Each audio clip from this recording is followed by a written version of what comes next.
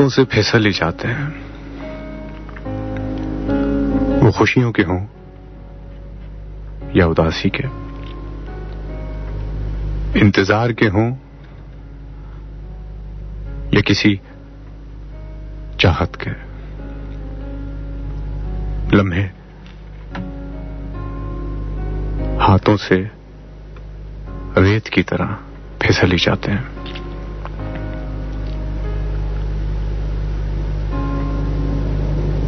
جسم کبھی جوان ہوتا ہے، پھر آہستہ آہستہ بوڑھا ہونے لگتا ہے۔ انسان کی خواہشات دھیرے دھیرے مدھم ہونے لگتی ہیں۔ وہ جو خون کی حدت زمانہ بدل دینے کی چاہت میں جٹی ہوتی ہے،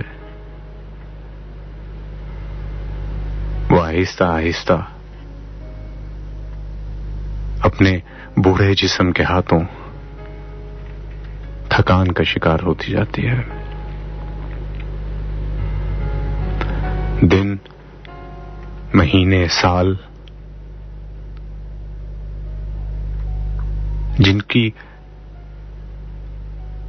گزرنے میں ہم اس کی اپنی ملکیت سمجھتے ہیں، اور ان کے گزر جانے کے بعد ہمیں یہ احساس ہوتا ہے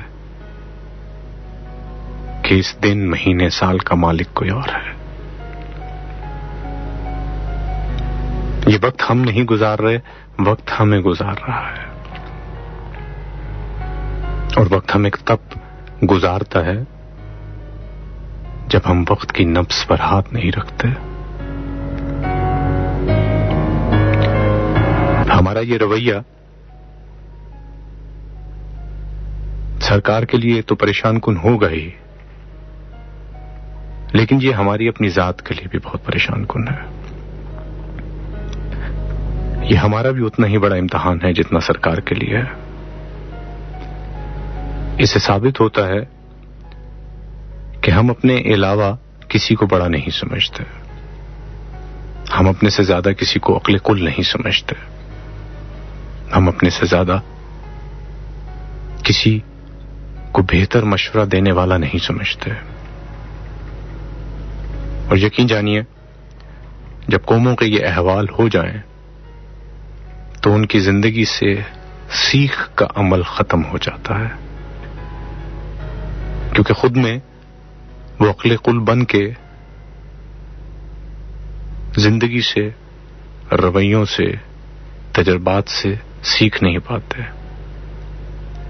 اور وہ جو خود کو چودھری سمجھتے ہیں اور جو خود کو بڑا سمجھتے ہیں، وہ حقیقت میں چھوٹے چھوٹے بونوں کے علاوہ اور کچھ نہیں ہوتے۔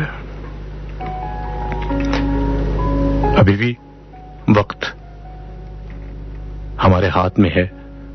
شکر الحمدللہ کہ سرکار کی تمام تر کوششوں کے بعد، اور ان سب سے بڑھ کے اللہ رحیم کے فضل سے، اوسطاً کرونا کی پرسنٹیج نیچے آ رہی ہے، حالات ابھی ہمارے کنٹرول میں ہیں۔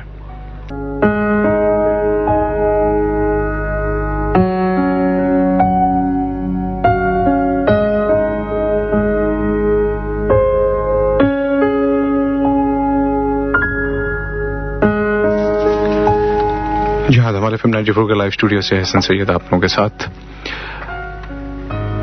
زندگی میں بہت سے واقعات ہوتے ہیں، اور وہ واقعات کبھی بھی اچھے یا برے نہیں ہوا کرتے، وہ واقعات سیکھ کے لیے ہوا کرتے ہیں، بڑھوتری کے لیے ہوا کرتے ہیں۔ ہم غم اور خوشی کو تقسیم کر کے، اچھے حالات اور برے حالات کو تقسیم کر کے ناشکری کے دائرے میں داخل ہو جاتے ہیں۔ ہم کبھی بھی غم اور خوشی، اچھے حالات اور برے حالات کو لے کر کے ایکسائٹڈ نہیں ہوتے کہ اچھا، اگر میں اس دور سے گزر رہا ہوں تو اس دور کے پیچھے کیا راز ہے، اور یہ راز مجھے کس بات کے لیے تیار کر رہا ہے جس سے میرا آنے والا وقت میرے لیے بہتری کے فیصلے کرے گا۔ میں اکثر آپ لوگوں کے جب سوالات آتے ہیں تو ان سوالات میں مجھے ان سوالوں میں ہمیشہ ایک بو آتی ہے، اور وہ بو ہوتی ہے دل برداشتہ ہونے کی. اپنے آپ سے ان حالات کے ساتھ نہ لڑنے والا ایک کمزور سپاہی دکھتا ہے آپ کے ان سوالوں میں. آپ کے سوال سر آنکھوں پر، لیکن وہ سوال سے آپ خود کتنا گزرے ہوتے ہیں یہ بہت اہم بات ہے. ہمارے معاشرے میں، خاص طور پہ جس معاشرے کے اندر رویے، اخلاقی درجے، سچ، جھوٹ، ایمانداری، بے ایمانی، تفرقہ، منافقت ایک آٹے میں گوند گئی ہو، تو اس میں سے ان سب تفریق کو الگ الگ کرنا بہت ہی ناممکنات میں سے بات ہو جاتی ہے. لیکن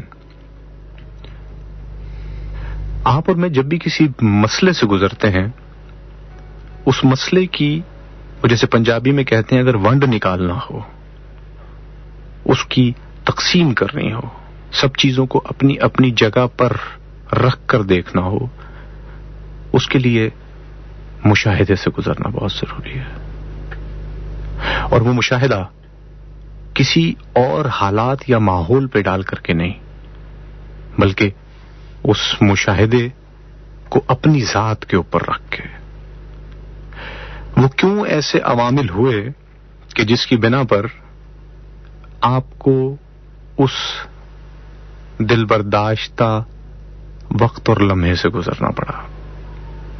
اور جب آپ اندر کا سفر کرتے ہیں، اپنی ذات کا سفر، جب آپ اپنے اندر کے کارخانوں میں جا کر کے اس فیکٹری کی، اس مشینری کی تلاشی لیتے ہیں کہ آخر یہاں سے کپڑا بننا بند کیوں ہوا،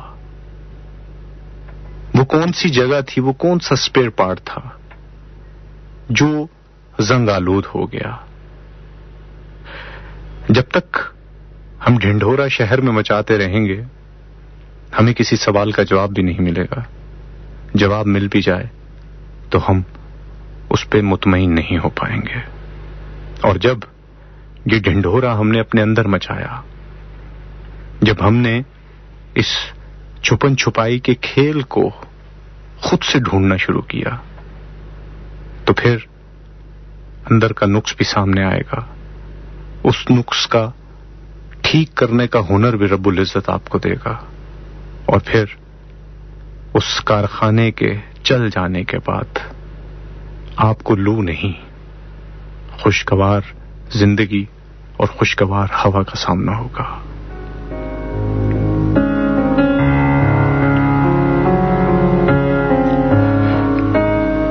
مجھے تقریباً 21 سال ہو گئے، جس میں سے تقریباً 17 سال سے میں آپ کے سوالات کے جواب دے رہا ہوں. اور کئی دفعہ مجھے ایسا احساس ہوتا ہے کہ میرے جواب دینے کے اندر بھی کہیں نہ کہیں کوئی کمزوری ہے. اور وہ کمزوری شاید یہ ہے کہ میں آپ کو کسی باغ میں بٹھا کر یہ تو دکھا رہا ہوں کہ اس باغ میں لگے ہوئے پودوں پر جو پھل ہیں وہ کڑوے نہیں، میٹھے ہیں، صرف کچھ وقت انتظار کیجیے ان کے پکنے کا. لیکن شاید آپ کو یہ بتانے میں کامیاب نہیں ہو سکا کہ جو پھل وقت سے پہلے پک جائے وہ کھٹا ہی ہوا کرتا ہے. اور وہ کھٹا کب ہوتا ہے؟ جب اس پودے کے سسٹم کے اندر مالی کے ہاتھوں کوئی خرابی ہو جاتی ہے.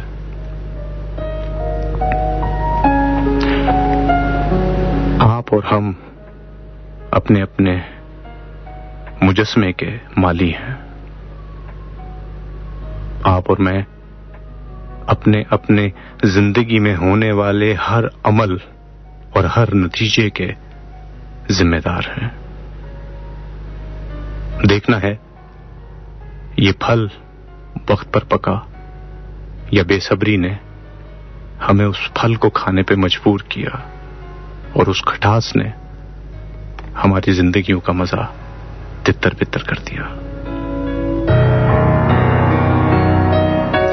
یہاں ایسی کچھ باتیں دھمال FM 94 کا لائیو اسٹوڈیو پر احسن سید کے ساتھ. آپ لوگ ہمیں سوال کر رہے ہیں. ہمارے SMS نمبر 0332094095 پر, اور اردو میں بتاتا چلوں 033209409405 پر آپ لوگ ہمیں ٹول فری ٹیکسٹ پر میسیجز ریسیو ہوں گے.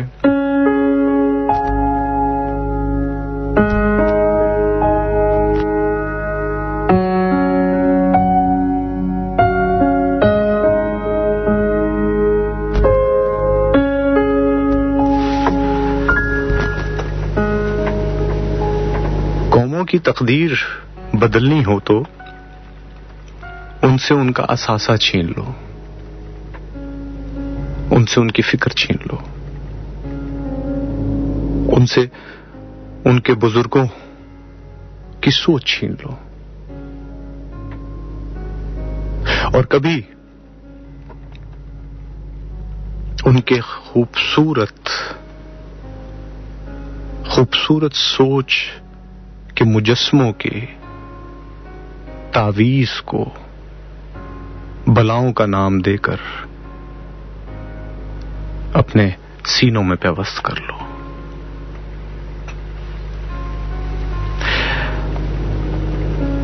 من حیث القوم ہم ہمیشہ تنقید کرتے ہیں. ہم بہت آسان ہوتا ہے رات 8 بجے ٹی وی لگا کر کے 2 گھنٹے کے لائیو شو کے اندر ملک کو ایک بھیانک تصویر دکھا کر کے پیش کرنا. اس میں تجسس ہوتا ہے, اس میں چغلی ہوتی ہے, اس میں مردار گوشت کی بو آتی ہے, اس میں اپنے بھائی کے گوشت کھانے کی لذت آتی ہے. اور یہ لذت ہر عمر کا شخص ٹی وی چلا کے بہت سلیقے اور تمیز کے ساتھ ذائقہ لے کے کھاتا ہے. شاید آپ میں سے کچھ لوگ اس بات سے واقف نہ ہو کہ دنیا کے اندر سب سے لذیذ گوشت انسانی گوشت ہے, اور اس کو حرام قرار دیا گیا. اور انسانی گوشت وہ گوشت ہے جس کے اندر بہت سی ایسی بیماریوں کا علاج ہے جن بیماریوں کو لا علاج کہا جاتا ہے. اب آپ سوچئے کہ جب ہم چغلی کرتے ہیں اس میں کتنی لذت ہوتی ہے. گھنٹوں گھنٹوں بیٹھ کے ہم ملکی سطح پر, معاشرتی سطح پر, قومی سطح پر, انفرادی سطح پر, اجتماعی سطح پر یہ لذیذ گوشت کھاتے ہیں. ہم اس حرام سے ناواقف ہیں.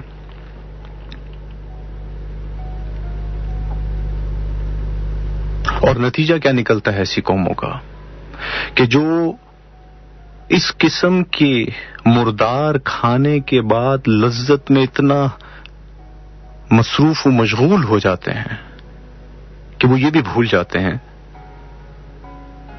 کہ ان کے بزرگوں نے جو فکر, جو مشاہدہ, جو قبلہ ان کو دیا تھا وہ قوم اس سے دستبردار ہو چکی ہے.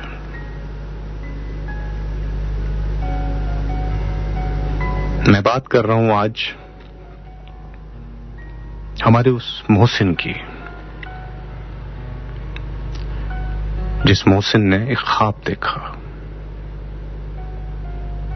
ایک عظیم ریاست کا خواب دیکھا, ایک عظیم سلطنت کا خواب دیکھا, ایک عظیم قوم کا خواب دیکھا.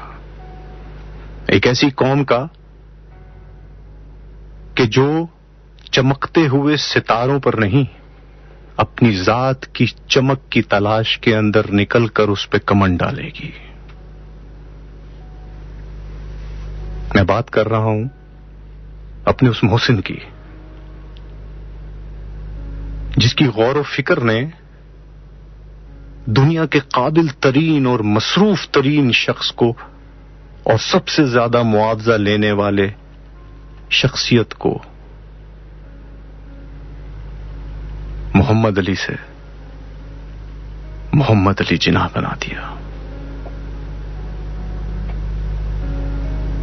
اپنی سوچ اور اپنی فکر ان میں منتقل کرنے کے بعد ان کو ایک ایسا سپاہی بنا دیا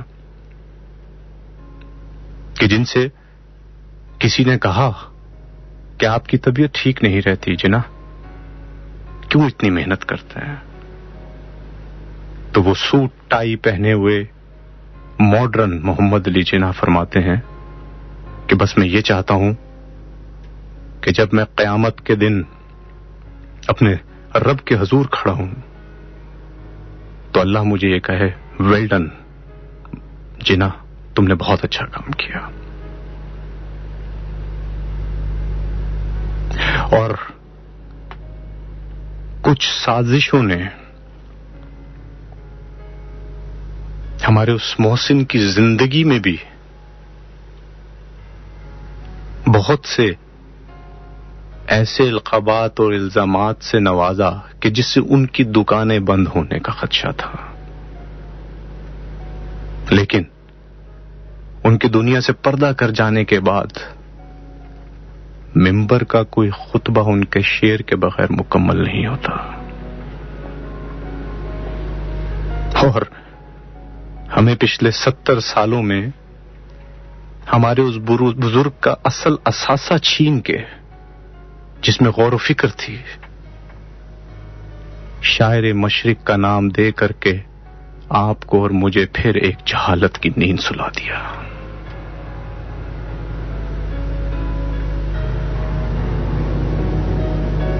میں اس قابل تو نہیں کہ ان کی غور و فکر کے بارے میں آپ سے تمہید باندھ سکوں، لیکن ہم آج کے پروگرام کا آغاز ان کے ایک شعر سے کریں گے جس میں آپ کو اپنی نجات کی بہت سی کنجی بھی ملیں گی اور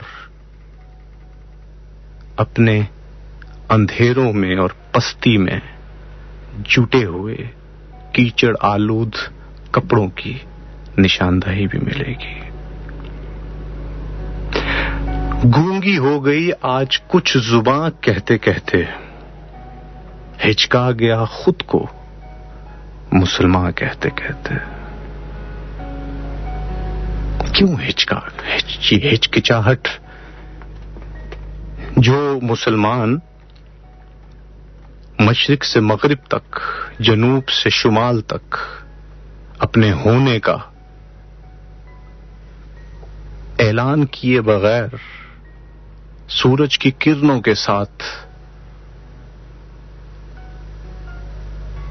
موزن بنا رہتا تھا، جس کا کردار، جس کا اخلاق، جس کی غور و فکر، جس کی تلوار، جس کا نرم گوشہ دل، اس کے ہونے کی تاریخ گواہی دیا کرتی تھی. آج وہ مسلمان ہچکچا کیوں گیا؟ آج اس مسلمان کو فرنگی کو دیکھ کر متاثر ہونا کس نے سکھا دیا؟ آج اس مسلمان کو غلامی میں رہتے ہوئے اطمینان دینا کس نے سکھا دیا؟ آج اس مسلمان کو غیر مسلم پہ ہوتا ہوا تشدد دل کی تسلی کا باعث کیوں بننا دکھا دیا؟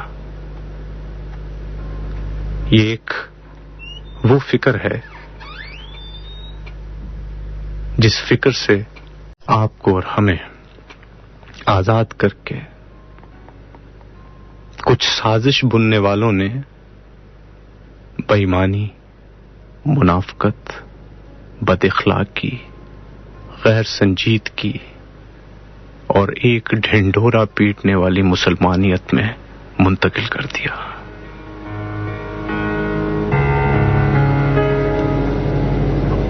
ڈاکٹر علامہ محمد اقبال رحمت اللہ علیہ. کہہ دینا کافی نہیں ہے. ڈاکٹر علامہ محمد اقبال رحمت اللہ علیہ پہننا ہر مسلمان کی ذمہ داری ہے.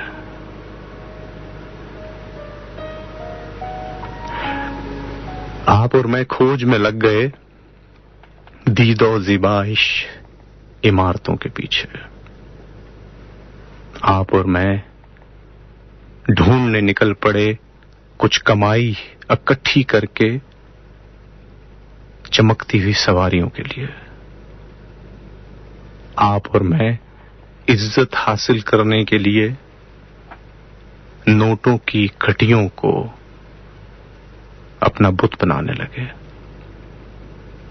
آپ اور میں خود کو دنیا میں اپنا مقام بنانے کے لیے فرنگیوں کی غلامی کرنے لگے. سر جب دہرائیں گے تو معلوم پڑے گا جانا مشرق کی جانب تھا، چل شمال کی طرف نکلے. ذلت، بے عزتی، بے آبرو فلسطین سے لے کے دنیا کے ہر کونے میں مسلمانوں کی میراث بن گئی.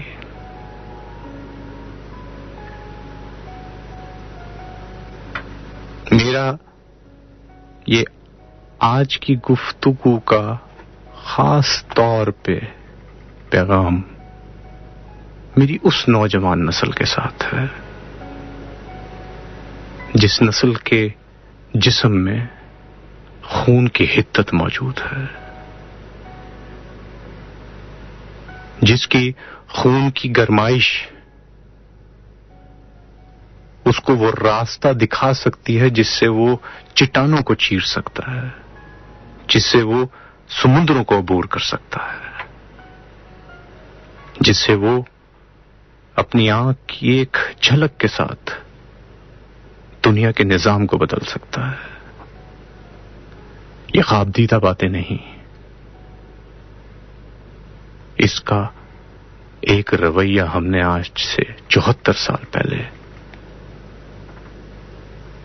قائد اعظم محمد علی جناح کی صورت میں دیکھا کہ ایک قلندر کی نظر پڑنے سے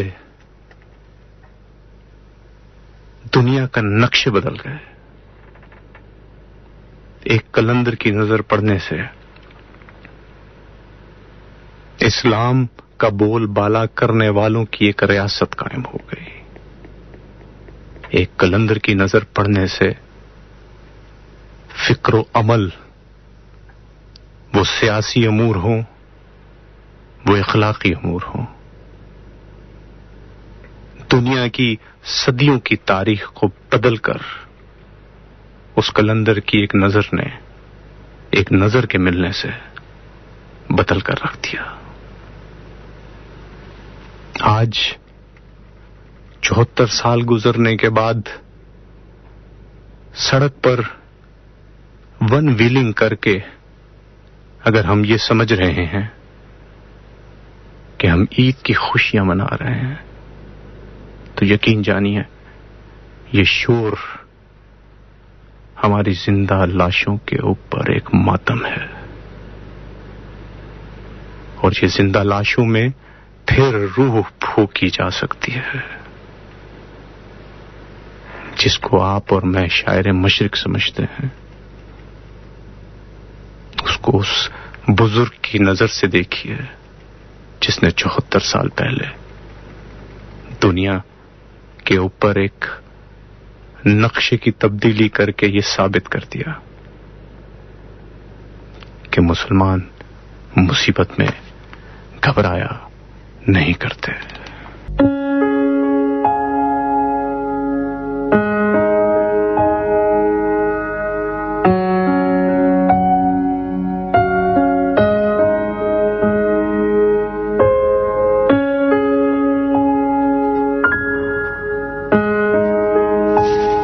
کمال FM 94 کے لائیو اسٹوڈیو سے احسن سید آپ لوگوں کے ساتھ.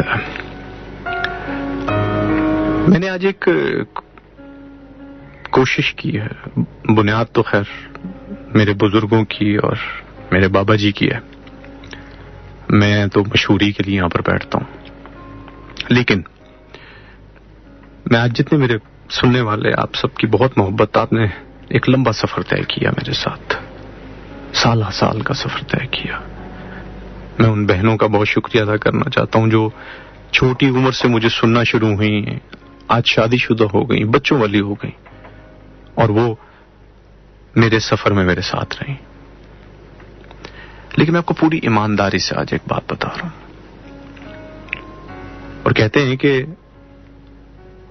جب انسان کو، اور خاص طور پہ ایسا انسان جس کا کام ہی علم کو تقسیم کرنا ہو، جس کی ذمہ داری میں یہ کام شامل ہو، تو پھر اس کو اپنے ارد گرد کے ان پیاسے لوگوں کے ساتھ، ان بہن بھائیوں کے ساتھ، ان بڑے بزرگوں کے ساتھ بڑی ایمانداری کے ساتھ چلنا چاہیے، کیونکہ علم کی حقیقت میں زکوٰۃ ہی اس کو تقسیم کرنا ہے.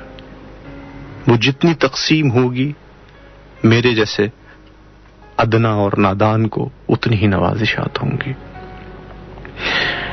میں آپ کو بہت ایمانداری سے وہ ایک بات بتانا چاہتا ہوں جس کو مجھے کہنے میں اس وجہ سے کوئی شرم نہیں،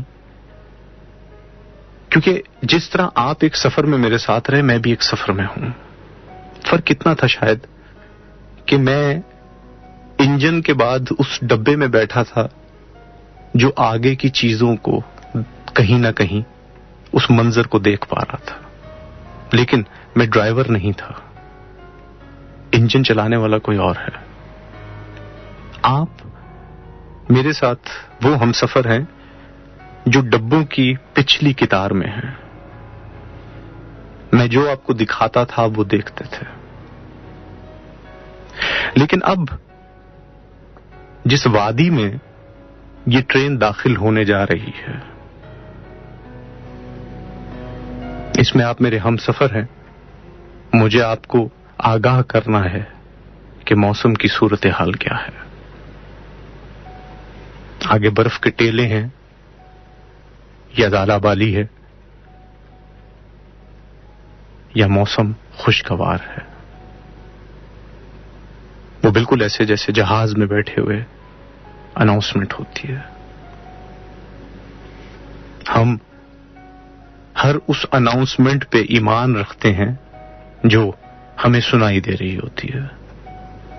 ہم پائلٹ اسکواڈ کے کیبن میں نہیں ہوتے، ہم نے تو وہ شکل بھی نہیں دیکھی ہوتی، لیکن ہم اس آواز کے ذریعے، اس آواز پہ بھروسہ کرتے ہوئے یا تو کبھی سیٹ بیلٹ باندھ لیتے ہیں، یا جب وہ فلائٹ کی سموتھنس کے بارے میں بتاتا ہے تو ہم بیلٹ کھول کے آرام سے چائے پیتے ہیں.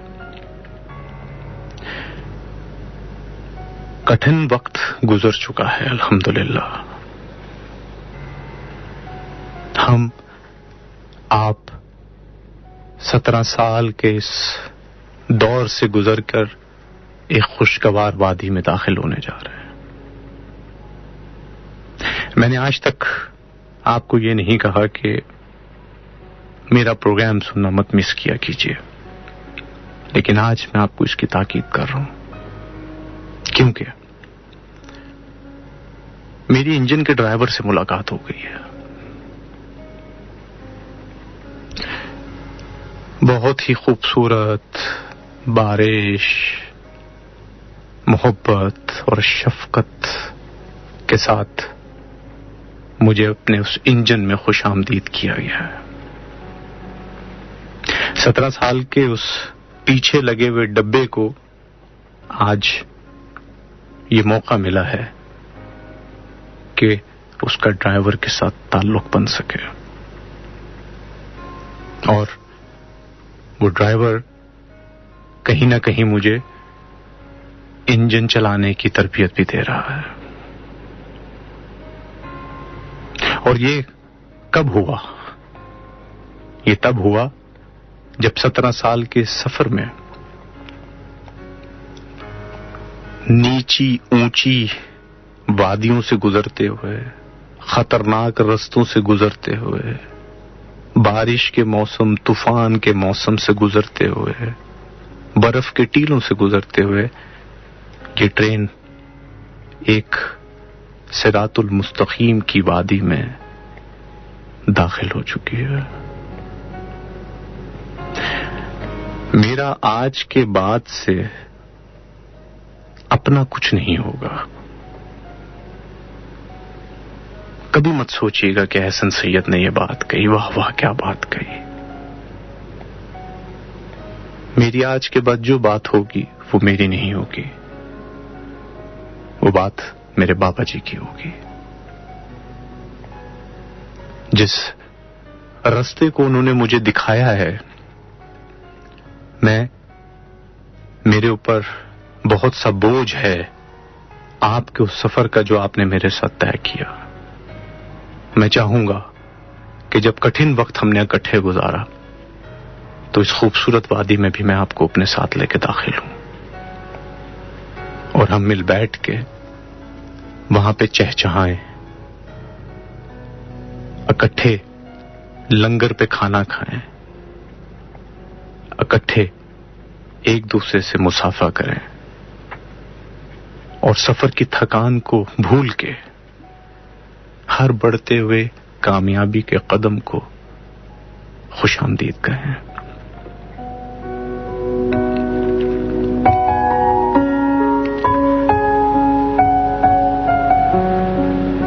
جس طرح آپ 17 سال سے سوالات کر رہے ہیں، اسی طریقے سے 17 سال سے میں بھی سوال کر رہا تھا، مختلف خانقاہوں پہ، مختلف جگہوں پہ جا کر کے، کبھی خود کے ساتھ بیٹھ کے، کبھی لمبا سفر کر کے، کبھی بے اختیار رو کے، کبھی کسی درگاہ پر جا کے، کبھی کسی بزرگ کو دیکھ کے.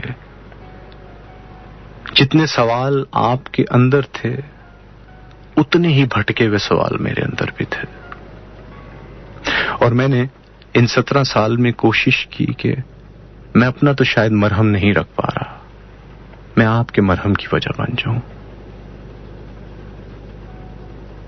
یقین کیجئے میں نے وہ مرہم اتنا تو ضرور رکھا کہ آپ کو وقتی تسکین مل جائے اور آپ اس زخم کو بھول جائیں، لیکن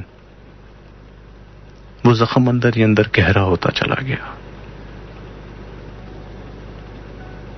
میں آپ پہ تنقید کروں گا تو میں آپ کے ساتھ زیادتی کروں گا.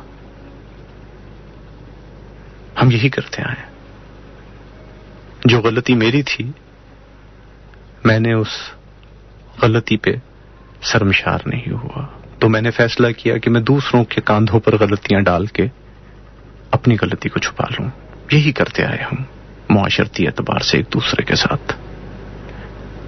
لیکن کسی کو تو یہ روکنا ہے، کسی کو تو یہ بتانا ہے کہ جو انجیکشن ہمیں دیا جا رہا ہے وہ انجیکٹ تو ضرور ہو رہا ہے، لیکن وہ ہماری بیماری کو ختم نہیں کر رہا. وقتی کینسر تکلیف گھٹا رہا ہے، لیکن وہ جسم کے مختلف حصوں میں بڑھتا چلا جا رہا ہے.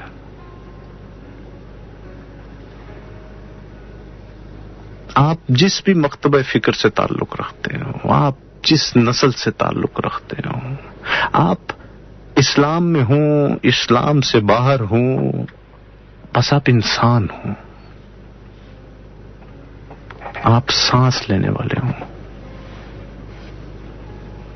یقین کیجئے اگر آپ سانس لینے والے ہیں نا، تو یہ سانسوں کی آب و ہوا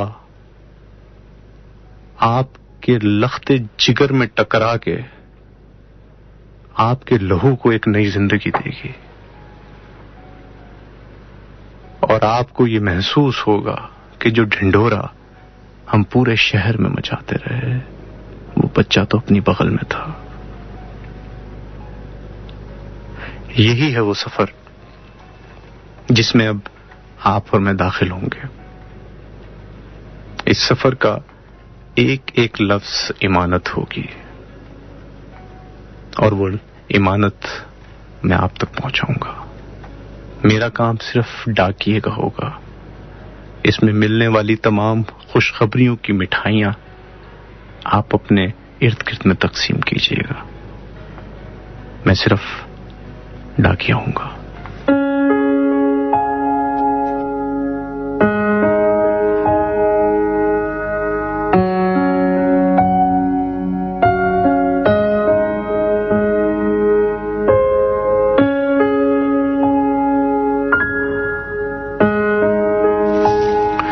جی السلام علیکم. نجوب لائف اسٹوڈیو سے احسن سید آپ لوگوں کے ساتھ.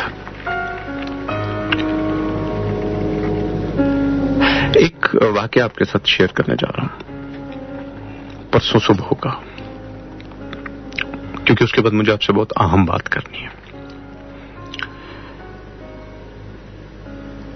نارملی کیونکہ کرونا چل رہا ہے اور میں خیر کوئی اتنا نمازی آدمی تو اس طرح سے نہیں ہوں، اللہ تعالیٰ مجھے بھی توفیق دیں. خیر میں پرسوں رات سو نہیں پایا.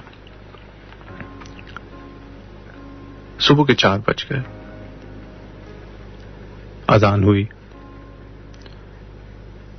تو عمومی طور پہ کرونا کی وجہ سے نماز گھر میں ہی پڑھ رہے ہیں، تو میرا دل کیا کہ مسجد جاؤں. تو 4 بجے اذان ہوئی تو میں فوری طور پہ مسجد چلا گیا. تو میری کالونی کے اندر مسجد کا احاطہ اس طرح ہے کہ باہر ایک احاطہ ہے جہاں پر آپ نماز پڑھ سکتے ہیں، پھر گلاس لگے ہوئے ہیں شیشے کے، پھر اس کے اندر ممبر کے پاس تقریباً 4-5 صفحے ہیں. تو میں جب مسجد میں داخل ہوا تو مجھے شیشے سے جب میں نے وقت دیکھا جماعت کا تو وہ وقت تھا 4:40 کا، اور میں مسجد میں 4 بجے داخل ہو چکا تھا. آداب سے واقف نہیں ہوں، لیکن میں نے وہاں پر ایک صاحب کو بیٹھے دیکھا جو یقینی طور پہ اذان دینے کے بعد وہاں پہ منتظر تھے. تو مجھے پہلے تو یہ محسوس ہوا کہ میں کتنا ہی گھٹیا آدمی ہوں کہ جو یہ سوچ رہا ہے کہ اب میں 40 منٹ کیا کروں گا، لیکن مجھ سے پہلے ایک صاحب اور بیٹھے ہوئے ہیں. خیر وہ بیٹھے ہوئے تھے شیشے والے گلاس کے اندر والے ایریے میں. خیر میں نے نماز پڑھی. ٹوٹی پوٹی نماز پڑھنے کے بعد جب میں نے اندر نظر ڈالی تو میرا دھیان کسی اور بات پہ چلا گیا. اور وہ بات کیا تھی؟ وہ بات یہ تھی کہ وہ جس جگہ پر بیٹھے ہوئے تھے ان کے عین اوپر پنکھا چل رہا تھا، اور بائیں طرف دیوار پہ لگا ہوا اے سی بھی چل رہا تھا، اور پھر ان کی تقریباً 2 صفوں کے بعد والا پنکھا بھی چل رہا تھا. 2 پنکھے اور ایک اے سی، اور وہ ایک شخص انتظار میں تھا، منتظر تھا 4:40 کی نماز کو جماعت کے ساتھ پڑھنے کے لیے. میں اندر گیا. میں نے جا کے جو ان کی صفوں سے دور پنکھا تھا وہ بند کیا، اے سی کو ریموٹ سے بند کیا، اور میں نے ان سے یہ پوچھا کہ یہ ہوا آپ کے لیے کافی ہے؟ تو انہوں نے کہا ہاں ٹھیک ہے. تو میں یہ کہہ کے مسجد سے باہر نکل آیا، اور میں جب جا رہا تھا تو میرے ذہن میں یہ خیال آیا کہ ہم سب بھی تو یہی کر رہے ہیں. ہم عبادتیں تو کر رہے ہیں لیکن فرائض سے دستبردار ہو رہے ہیں. ہم اللہ کو ڈھونڈنے کی خاطر اتنی جلد بازی میں ہیں کہ ہم اپنے معاشرتی اور اخلاقی تقاضوں کو اور ان قوانین کو اپنے پیروں کے نیچے رونتے جا رہے ہیں. ہماری عبادت کب زحمت بن جاتی ہے ہمارا خیال اور دھیان اس بات پر نہیں جاتا. آپ اور ہم 5 وقت کی نماز بھی پڑھتے ہیں، روزے بھی رکھتے ہیں، 50 لاکھ کا اجتماع ہوتا ہے حج کے موقع پر، مسلمان ذلیل کیوں ہو رہا ہے؟ ہماری دعائیں قبول کیوں نہیں ہو رہی؟ ہمارے روزے کہیں فاقے تو نہیں بن رہے؟ ہماری عیدیں تہوار کی جگہ پارٹیز تو نہیں بن گئی؟ ہماری نمازیں کہیں دکھاوا تو نہیں ہے؟ ہمارا عمل اور ہمارا علم اگر ادائیگی میں اکٹھے نہیں ہیں تو پھر دھیان کہیں اور ہے. پھر سجدے میں دکان کا منشی ہی یاد آئے گا، پھر رکوع میں دکان پہ آنے والی اگلی پارٹی سے کتنی اماؤنٹ لینی ہے، دھیان ادھر ہی جائے گا. پھر حج کرتے وقت دھیان سونے کی دکانوں پر ہی رہے گا.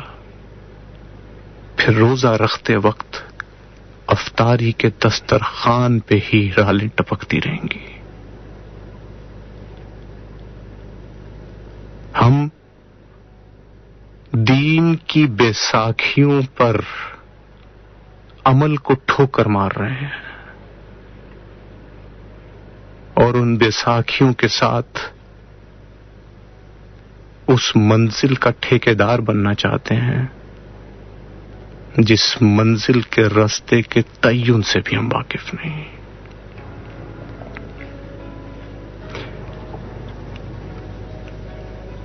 آج آپ لوگوں کے ساتھ میری سوال اور جوابات کی نشست نہیں ہے. آج صرف میرے سوال ہیں اور میں یہ حق رکھتا ہوں ان 17 سالوں کے سفر کا کہ میں کچھ سوال آپ کے پاس بھی چھوڑ کے جاؤں. میرے کاندھے پر ہی صرف بوجھ نہ ہو، کچھ بوجھ میں آپ تک بھی چھوڑ کے جاؤں اگلے 7 دنوں کے لیے. آپ بھی بیٹھ کے سوچئے کہ ہمیں واقعی شہرک کے قریب اپنا رب میسر آ رہا ہے کہ نہیں؟ کیا ہماری دعائیں ہماری کمرے کی چھت سے فضا میں گونج بھی رہی ہیں کہ نہیں؟ ہمارے اعتکاف، ہماری تنہائی مومن کی پاکیزگی کو ظاہر کر رہی ہیں کہ نہیں؟ میرا حق بنتا ہے کہ میں کچھ سوال آپ کے لیے بھی چھوڑ کے جاؤں. اگلے 7 دن میں چاہوں گا کہ آپ بھی سوچئے، لیکن ایک بات یاد رکھیے، خوشگوار وادی میں آپ سب کو خوش آمدید. آپ کو اور مجھے روکنے اور ٹوکنے والے تو بہت مل گئے، پر اس روکنے والے نے ہمیں یہ کبھی نہیں بتایا کہ ہمیں روکا کیوں جا رہا ہے. ایک سبق راہ اقبال اکیڈمی کا آپ تک چھوڑ کے جا رہا ہوں، اور میں اب ایک کمیونٹی بنانے جا رہا ہوں جس کمیونٹی کے سب سے پہلے میرے ہم سفر آپ لوگ ہوں گے. اس کا باقاعدہ آغاز کیسے ہوگا یہ میں آپ کو اگلے پروگرام کے اندر بتاؤں گا، لیکن پہلے مجھے ان سوالات کے جواب چاہیے ہوں گے، اور میں امید کرتا ہوں کہ اگلے پروگرام میں آپ مجھے سوال نہیں، اس کا جواب بھیجیں گے، اور اس جواب کے بعد تالا کھلے گا اس گیٹ کا جس خوشگوار وادی کی میں بات کر رہا ہوں.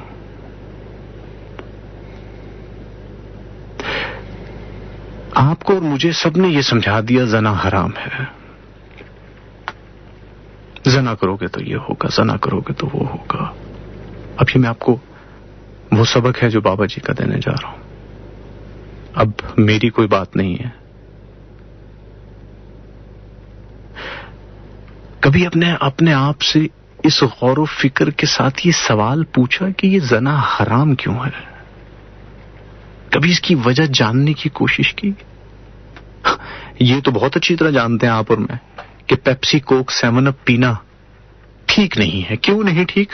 کیونکہ اس کے اندر ایسنز اور سیرپ اور کیمیکلز ایسے ہیں جو کہ جسم کے اندر کیلوریز کو بڑھاتے ہیں۔ یہ بچہ جانتا ہے۔ لیکن جو دھبا ہمارے کردار پہ لگ کر ہمارے خون کو منتشر کرتا ہے اور ہمیں راہ حق سے مستفی کرتا ہے، ہم اس زنا کے حرام ہونے کی وجہ نہیں جانتے۔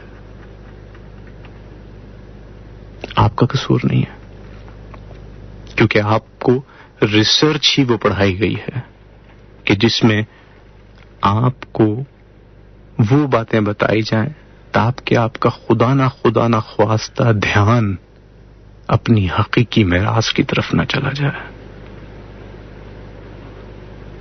کبھی پالے ہوئے اس یتیم بچے سے پوچھئے جس کا چچا اس کو پال پوس کر اس کے حق کو پامال کر کے اور اس کو ساری زندگی کا خوف اس وجہ سے دیتا ہے کہ یہ بڑا ہو کر اس قابل نہ ہو جائے کہ یہ مجھ سے کھڑا ہو کر اپنے باپ کی جائیداد کے بارے میں سوال کر سکے۔ وہ اس کو اتنا ڈرا دیتا ہے، وہ اس کو اتنا کمزور بناتا ہے کہ جس سے وہ ساری زندگی صرف اس غلامی میں گزار دیتا ہے کہ بس شکر ہے میرے چاچا مجھے پال پوس کے 2 وقت کی روٹی میرے آگے ڈال رہا ہے، اور آپ کو اور ہمیں کتوں سے بدتر دسترخوان پھینک کر غلام بنایا گیا ہے۔ یہ بات میں نے پہلا سبق یہ کیوں چنا؟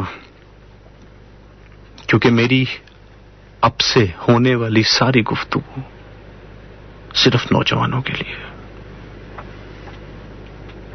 میرا تعلق ان بزرگوں کے ساتھ نہیں ہے جنہوں نے بدلنے والی نسل کو صرف خوف دیا، ڈر دیا، اس چچا کی حیثیت کے ساتھ اس نسل کو پروان چڑھایا کہ جو 2 وقت کی روٹی پر ہی شکر کے نفل پڑتی ہے۔ میں آج آپ کو بابا جی کے توسط سے آپ کی حقیقی میراث، آپ کی حقیقی جائیداد، آپ کی حقیقی وارث ہونے کی نشاندہیاں کرنے جاؤں گا۔ اسی لیے آپ کو آئندہ آنے والے ہر پروگرام کو میرے لیے نہیں اپنے لیے سننا ہے، کیونکہ اس میں کہیں گڑبڑی کی وجہ سے یہ نہ ہو کہ آپ کا والد جو میراث چھوڑ کر گیا تھا، جو ول آپ کے لیے چھوڑ کے گیا تھا، اس کی کوئی شک مس ہو جائے۔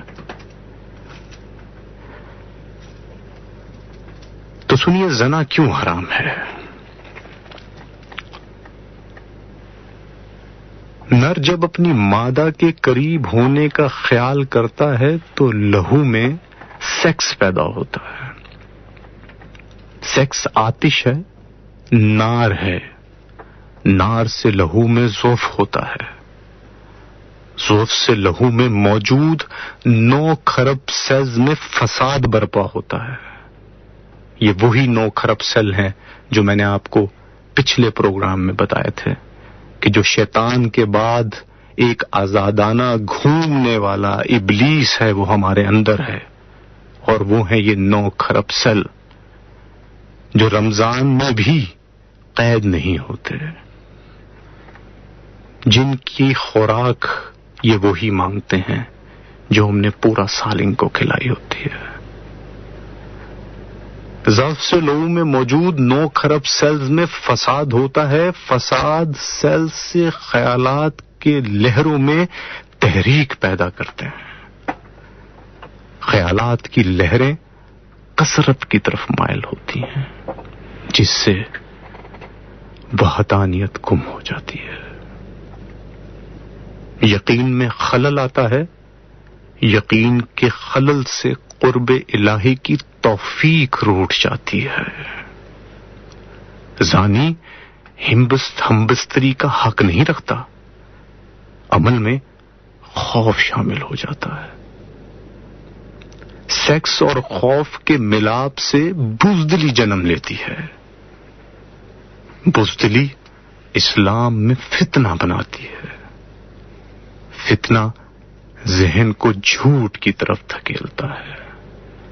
جھوٹ سے آدمی دنیا اور آخرت میں ذلیل و خوار ہوتا ہے.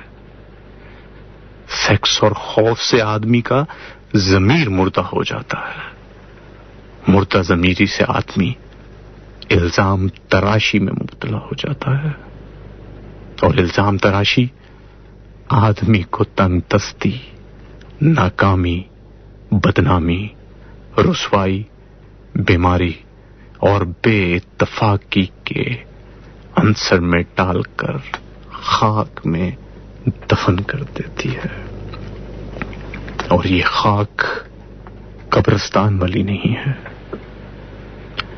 یہ خاک دفن کر دیتی ہے آپ کی اس تمام قابلیتوں کو، آپ کے خون کی اس حدت کو، آپ کے اس ارادے کو، آپ کے اس دھیان کو، آپ کے اس امر کو جس سے آپ نے چٹانوں کو چیر کر، سمندروں کو عبور کر کے سلطنت عثمانیہ کا جھنڈا لہرانا ہوتا ہے.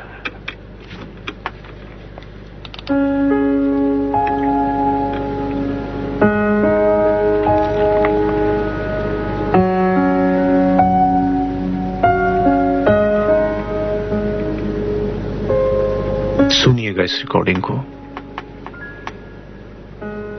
تب آپ کو یہ معلوم ہوگا کہ اللہ واقعی 70 ماؤں سے زیادہ کیوں پیار کرتا ہے.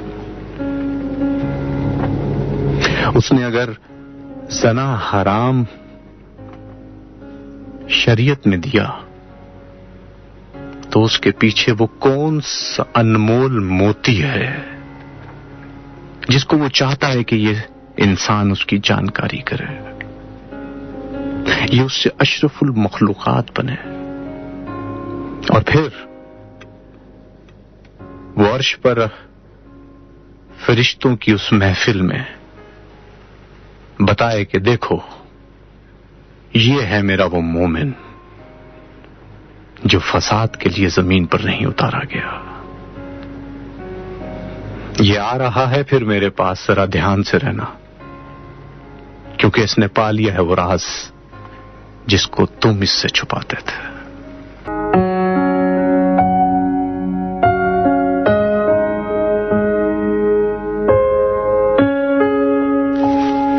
جہاں دمال ایف 94 کے لائیو اسٹوڈیو سے احسن سید آپ لوگوں کے ساتھ، اور جانے کا وقت قریب ہے لیکن آج میں وقت کی قید سے آزاد ہوں، کیونکہ میں بہت سی چیزوں سے آزاد ہوں.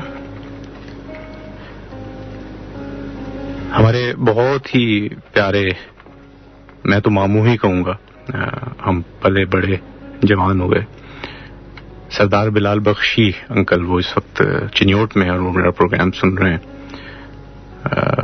آپ سلامت رہیے اور خاص دعاؤں میں یاد رکھیے مجھے اپنی. میرے جو انمول ماموں ہیں، تینوں ماموں جو ہیں، ان کے ساتھ جڑے ہوئے ان کے جتنے دوست احباب اور ان کا ہمیشہ سے جو سلوک، ہم سے جو پیار اور جو محبت رہی ہے، تو ہمارے لیے آپ بھی وہی رشتہ ہیں. اور اللہ تعالیٰ آپ کو سلامت رکھے، آباد رہیں. ہم ابھی کی چیز، آپ کا ایک ایس ایم ایس مجھے آیا ہے کہ وہ 5 سال کے بعد مجھے آپ کا آج کا پروگرام سن کے خوشی کے آنسو. ہم نے اب رونا نہیں ہے، بہت رو لیا. اب ہم نے یہ جاننا ہے یہ 2 + 2 = 4 کیوں ہے. ہم نے عقیدت سے زیادہ حقیقت پر یقین رکھنا ہے. ہمیں اپنی پہچان کرنی ہے، بالکل اسی طرح جیسے آپ سے کچھ سرکاری بندہ اچانک آپ کا ID کارڈ مانگتا ہے تو آپ بڑے کانفیڈنس کے ساتھ اپنے پرس میں سے نادرا کا کارڈ نکال کے دکھاتے ہیں کہ میں پاکستان کا شہری ہوں. آپ کس کے خلیفہ ہیں اس کا کوئی کارڈ نہیں ہے. وہ کوئی نادرا کا آفس نہیں ہے جہاں سے وہ کارڈ بننا ہے. کیا وہ ایسا سفر نہیں ہے جو آپ نے اور میں نے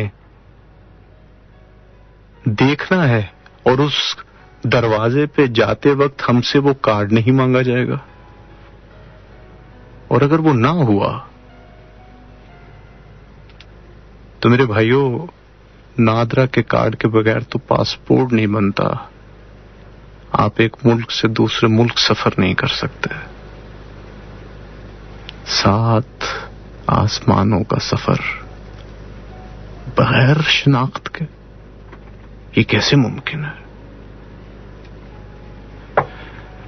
مت کر خاک کے پتلے پہ غرور بے نیازی، خود کو ہی خود میں جھانک کر دیکھ تجھ میں رکھا کیا ہے. مل جائے گا وہ شناختی کارڈ بھی، لیکن اس کے لیے قطار میں کھڑا ہونا پڑے گا منظم انداز سے. یہ کارڈ سفارش سے نہیں بنتا، یہ کارڈ اخلاص سے بنتا ہے، دھیان سے بنتا ہے. جتنی لمبی قطار ہو، دھیان جتنا زیادہ کلیکٹر پہ ہوگا، قطار سے اتنی تیزی سے سہر فہرست ہو جائیں گے. دھیان، خیال، یہ اس وادی کے وہ خوبصورت پھل ہیں جو خوراک کے طور پر آپ کو اور مجھے اس تفریحی مقام پر رکنے کا، سمجھنے کا اور خود سے ملاقات کا موقع دیں گے. اور اس ملاقات کا سلسلہ اگلے ہفتے سے انشاءاللہ شروع ہوگا.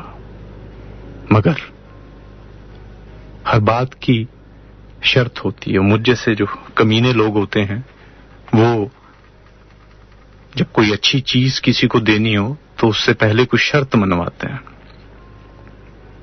تو شرط ہے وہ سوال جو میں چھوڑ کے جا رہا ہوں، ان کے جواب. اور وہ جواب تبھی ملیں گے جب ان سوالات پہ آپ کا دھیان ہوگا. اپنا بہت سارا خیال رکھیے گا. کہیں سمجھنے سمجھانے میں غلطی کوتاہی ہو گئی ہو تو میں اب معذرت نہیں کروں گا. اب آپ کو اس پروگرام کو دوبارہ دھیان سے سننا پڑے گا، کیونکہ میری اگر بات ہوتی تو میں آپ سے معذرت کر لیتا، لیکن اب یہ میری بات نہیں ہے. یہ جن کی بات ہے وہ اٹل ہے. اس بات کو ہم سمجھ نہ پائیں تو یہ ہماری کمزوری ہے. اپنا اور اپنے والدین کا بالکل اسی طرح خیال رکھیے گا جیسے آپ نے اور انہوں نے آپ کا بچپن میں خیال رکھا. تب تک کے لیے راہ اقبال اکیڈمی سے احسن سید کو اجازت.